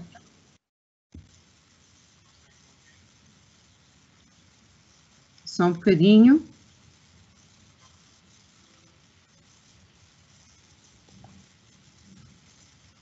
Professor, pode falar. Sim. Eu não sei se me estão a ouvir. Sim, estão a ouvir e pode... Está a ver o slide? Estou a ver. Ótimo. Muito bem. Então, pronto, em primeiro lugar, muito bom dia a todos. Peço desculpa pelas condições, mas de facto a tecnologia às vezes prega-nos estas partidas. Em primeiro lugar, agradecer o convite que me foi formulado para ajudar. Estou? Sim, pode continuar, professor. Pode continuar. Eu quero agradecer o convite que me foi feito. Sim, senhor. Muito bem. Obrigado. Eu quero começar por agradecer o convite que me foi feito para participar neste evento e irei falar aqui um pouco, tal como combinado, acerca da minha experiência com alguns projetos desenvolvidos aqui no âmbito deste programa Erasmus e, em particular, daquilo que é as implicações em termos de educação digital. Eu venho da Universidade Aberta, nós somos a Universidade Pública de Ensino à Distância e, portanto, aquilo que fazemos desde há muitos anos é a educação digital. Os meus projetos e os projetos projetos que eu vou aqui falar e que eu penso que são projetos ou ideias que se enquadram perfeitamente no âmbito desta call, tal como nós tínhamos conversado e tal como já foi aqui amplamente apresentado, não têm tanto a ver com a tecnologia em si, mas mais com o modelo e com a pedagogia associada à educação digital. E eu penso que eles não deixam de ser, são extremamente relevantes e não deixam de ser complementares. São, efetivamente, acho eu, importantes para que a tecnologia depois funcione. Eu vou falar essencialmente de 3 projetos, que é o projeto Cinet, o projeto IsoLearn e o projeto FADUS, que são 3 projetos de 3 programas diferentes. Só um deles é que, de facto, só 2 deles é que são Erasmus. O primeiro foi um projeto Lifelong Learning, um Leonardo da Vinci e Transferência de Inovação, mas que é, no fundo, uma espécie de parceria estratégica que se enquadra também aqui no âmbito dos projetos Erasmus. Muito bem, então o que é que estes projetos, do que é que eles tratam? Eles têm a ver essencialmente com a área do empreendedorismo e da gestão, e um deles, que é o projeto IsoLearn, é um projeto na área da inclusão. O uso da tecnologia e da educação digital para promover empreendedorismo e gestão e para promover a inclusão. Se não se importam de passar o slide, para eu começar a falar do projeto Cinet. Pronto, o projeto Cinet, como eu disse, é um projeto de Lifelong Learning, Leonardo da Vinci e Transferência de Inovação, e uma ideia muito simples. A ideia essencial era analisar as condições para o desenvolvimento do empreendedorismo nas indústrias culturais e criativas, e fomos buscar a experiência de um local no Reino Unido, que é em Nottingham, porque é uma região onde houve um grande desenvolvimento de indústrias culturais e criativas, e procurámos perceber o que é que aconteceu lá, que poderia ser replicado nos países do sul da Europa, nomeadamente em Portugal, Espanha e Grécia, para a promoção do espírito empreendedor e das competências empreendedoras dentro da área das indústrias culturais e criativas.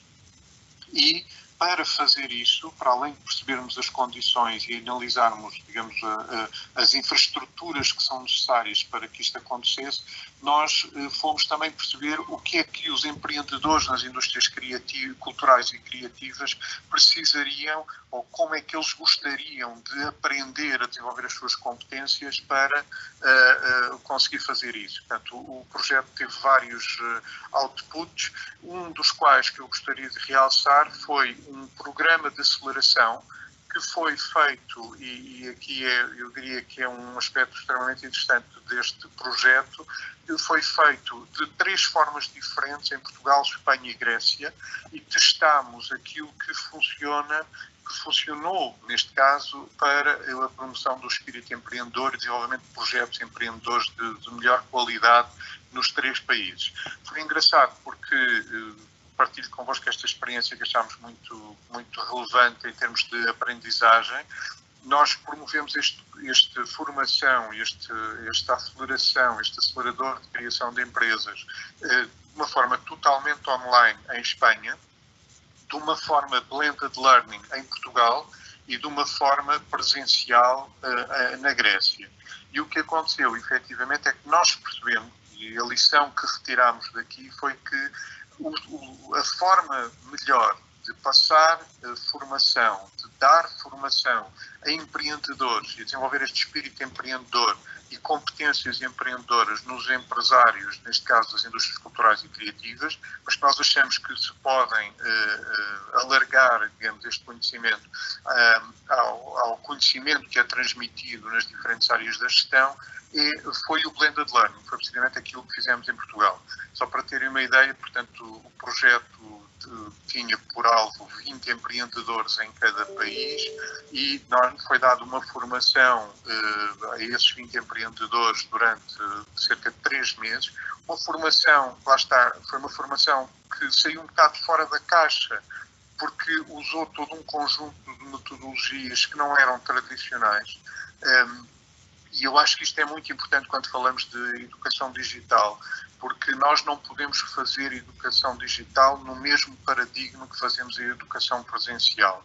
E aqui é que, como eu dizia no início, a tecnologia é um meio, é um auxílio, é uma ferramenta, mas não deve ser o centro daquilo que é a educação digital. Primeiro é preciso, e é aí que nós aprendemos imenso, e que nós, eu diria, na Universidade Aberta, nós temos um grande know-how, é porque antes de chegar à tecnologia como mediador no processo de ensino-aprendizagem, é preciso conceber todo esse processo. E é nessa concepção, é na forma de passar a mensagem, na forma de ensinar, que está a diferença daquilo que é o futuro da educação, no nosso entender. E aqui nós percebemos isso claramente. Só para terem uma ideia, inspirados naquilo que a Universidade de Nottingham já fazia, e que nós transpusemos para a formação que desenvolvemos, nós ensinávamos empreendedorismo e competências empreendedoras, técnicas de gestão, planeamento, de estratégia, etc., mas só no final quase da formação é que os empreendedores percebiam que estavam a aprender. Foi tudo na base de case studies desenvolvidos de propósito para esta formação, foi tudo na base de metodologias que íamos afinando e que, como eu dizia há pouco, nós demonstramos que o blended learning era o que funcionava melhor neste caso. E isso, nós tivemos o resultado prático disso porque fizemos um concurso de projetos empreendedores onde estiveram projetos portugueses, espanhóis e gregos que decorriam desta formação e houve 3 projetos de cada país que foram um concurso final com um júri internacional que foi avaliar os projetos e Portugal ganhou os 2 primeiros prémios deste projeto. Isto aconteceu com a Universidade da Catalunha, foi na Universidade da Catalunha, que era uma das parceiras do projeto, e portanto foi digamos, o nosso processo de aprendizagem. E eu acho que isto é importante quando montamos projetos também nesta área da educação digital. Tecnologia, sim, tecnologia crítica é fundamental, mas a tecnologia deve ser considerada, na nossa perspectiva, um auxiliar de todo o processo de ensino-aprendizagem. Depois, temos um projeto, já agora, se não se importarem de passar ao próximo slide, o projeto IsoLearn, que foi um projeto que promovia a educação de pessoas com deficiência visual e auditiva no ensino superior e este projeto teve foi reconhecido inclusive como uma boa prática das agências Erasmus no desenvolvimento de projetos a este nível. E aquilo que nós fomos perceber é como é que o digital, o ensino, a educação digital, poderia promover a integração de pessoas com deficiência visual e auditiva no ensino superior. Portanto, isto era uma aliança estratégica, um KA2, e eu diria que, para além de todo o diagnóstico que foi desenvolvido, para além de todo o trabalho que consistiu em envolver os agentes diretos, os beneficiários, eu diria, do nosso projeto, em todas as fases do projeto, eu diria que houve aqui um aspecto que para mim foi crítico em termos dos resultados deste projeto.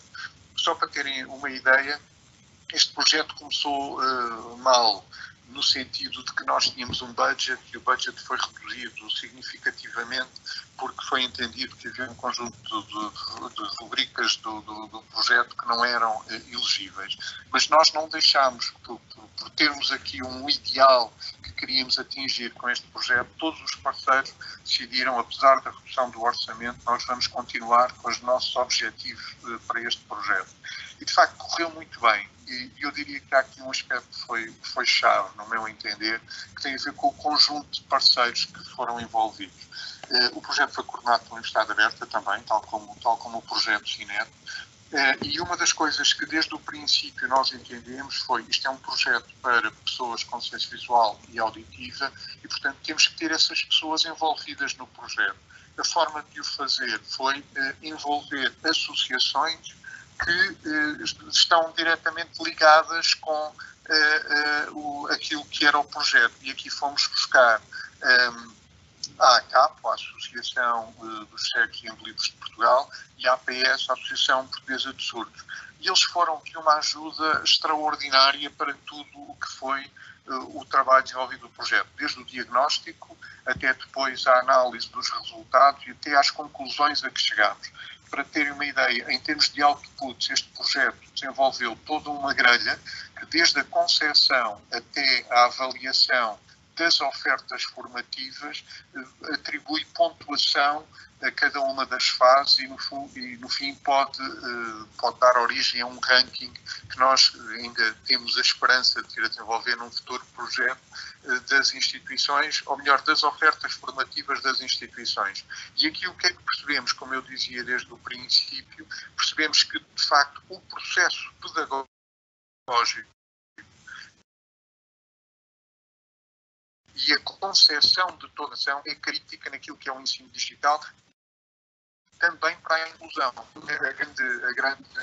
grande resultado deste projeto, o grande output deste projeto, além de um conjunto vasto de publicações que estão disponíveis, como é a filosofia de todos estes projetos, foi a aprendizagem que nós conseguimos, de facto, a este nível, que esta situação decorre, portanto, a inclusão, a promoção da inclusão tem a ver com o envolvimento dos agentes e tem a ver com as práticas que depois são implementadas.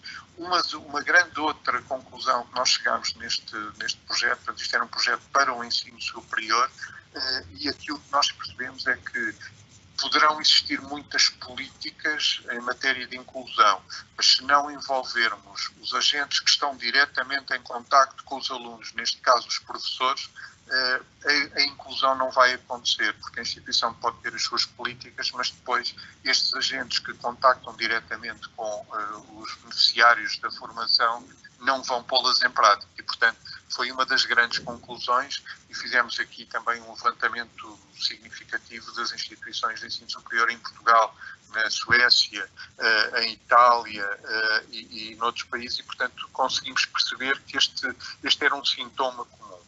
Depois, um outro projeto com características diferentes, se não se importam de passar ao próximo slide, foi o projeto FABUS. O projeto FABUS é um projeto na área da gestão e que se dedicou à análise das condições para o sucesso na sucessão em empresas familiares. E aqui também eu acho que há a realçar o conjunto de parceiros. Portanto, isto é um projeto, o projeto FABUS é um projeto Erasmus Juventude e tinha aqui a área da gestão também como o core, digamos assim, deste projeto, mas percebemos também que era essencial o envolvimento das associações de jovens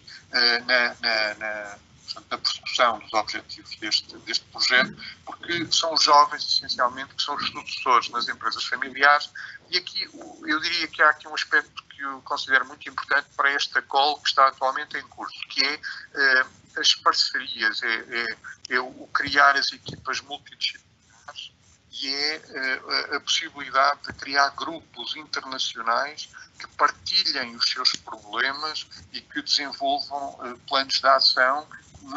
Cada um depois aplicará o seu na sua situação concreta, mas tem uma base comum, porque os problemas são comuns ao nível dos diferentes países. E aqui, aquilo que nós fizemos foi desenvolver uma formação também em regime de e-learning, foi coordenada pela Universidade Aberta, que tinha como destinatários precisamente estes sucessores de empresas familiares. E, portanto, nós criámos grupos nos problemas que sentiam nos processos de sucessão das suas empresas e tentar encontrar, como eu disse há pouco, caminhos comuns.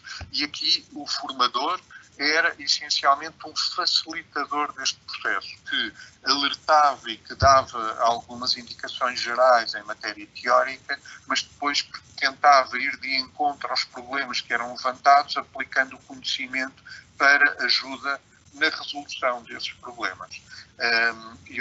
Portanto, são 3 projetos com características significativamente diferentes, com resultados também outputs diferentes, mas que entendo que são reveladores, digamos assim, também da dinâmica que está aqui nesta call.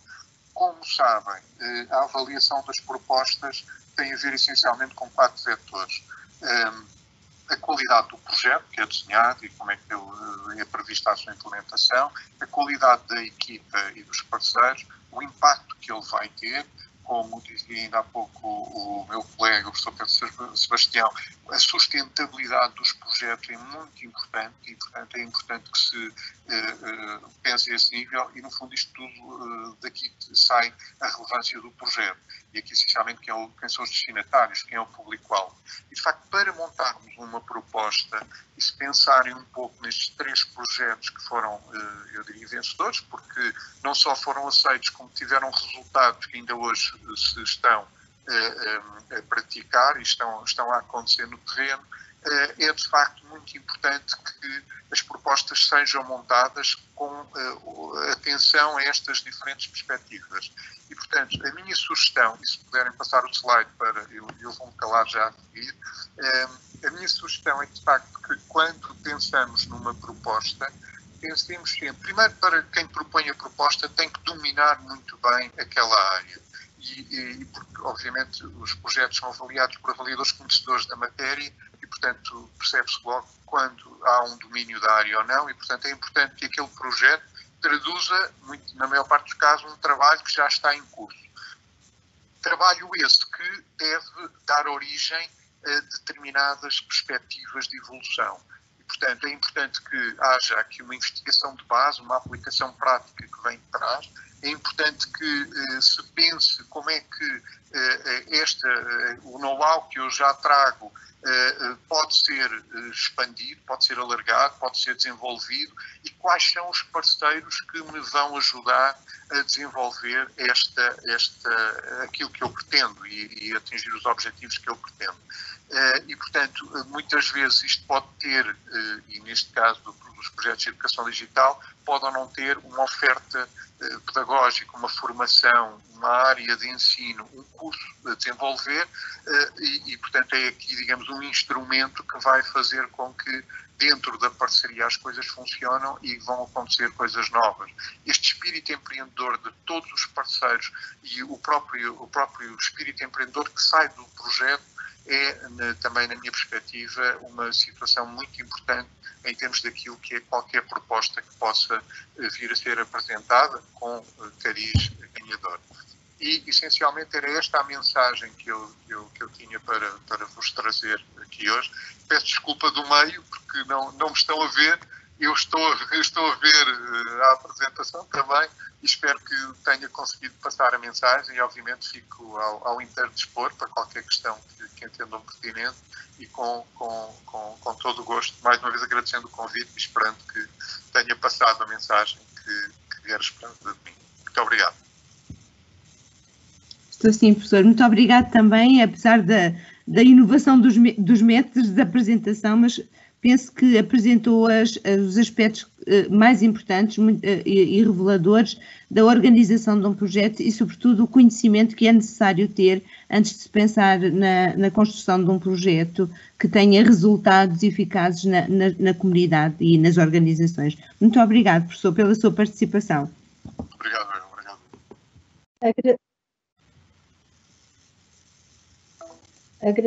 Agradecemos particularmente, obrigada Paulo por pôr no ar, agradecemos particularmente aos nossos 2 convidados que fizeram excelentes apresentações do nosso ponto de vista e que pensamos e esperamos que tenham contribuído muito para vos inspirar e para vos ajudar a clarificar algumas questões. Pedimos muitas desculpas pelas questões técnicas, mas é um exemplo de como às vezes com os meios e com alguma prática que nós já vamos tendo fazer estas sessões, às vezes as coisas não correm como nós planeamos e embora tenhamos experimentado e, portanto, foi necessário encontrar soluções de última hora e um pouco, digamos que atrasados, mas penso que os conteúdos e os objetivos essenciais foram atingidos. Todas as pessoas que não conseguiram entrar na segunda fase e todas as que conseguiram entrar, nós continuamos a dizer e vamos efetivamente fazê-lo, as apresentações todas vão ficar disponíveis no nosso site, vamos publicitar também as FAQs e cumpre-me, em nome da equipa que esteve no ar, agradecer ao não só aos professores, como já fiz, a disponibilidade, o tempo, o empenho, a motivação, a sensibilização que passaram para todos nós, mas à equipa que nos apoiou na retaguarda, que são a Ana Cunha, a Tânia Santo António, Paula Almeida e também a Célia, que à última hora acabou por ser, digamos que, também repescada para o apoio, uma vez que as questões técnicas hoje, como já dissemos, não estavam nada bem. Agradecer também, em meu nome e em nome da Paula Alves, a vossa presença, disponibilizar-nos e deixar aqui os nossos e-mails para alguma questão ou muitas questões que, para além daquelas que vamos publicar, e como dissemos no início, vamos agregá-las, porque muitas serão próximas, e portanto não vamos responder a cada um de vós pessoalmente, mas vamos publicar um grupo de factos com as respectivas respostas de âmbito mais abrangente. De qualquer forma, se alguém tiver questões mais específicas, estamos ao vosso dispor através do e-mail que está neste momento no ar. Agradecemos muito a vossa paciência para estas questões técnicas que nos quebraram um pouco o ritmo e esperamos muito as vossas candidaturas. Para poderem responder ao questionário de avaliação, têm aqui o link, têm o QR Code, peço desculpa, e para solicitarem o vosso certificado de participação, têm o outro QR Code. Quando publicitarmos, isto fica um bocadinho online para poderem tirar a fotografia e poderem ler o QR Code. Quando disponibilizarmos a apresentação, claro que este slide não vai estar no ar porque a avaliação deverá ser feita agora. Não vamos enviar e-mail nem link para a avaliação.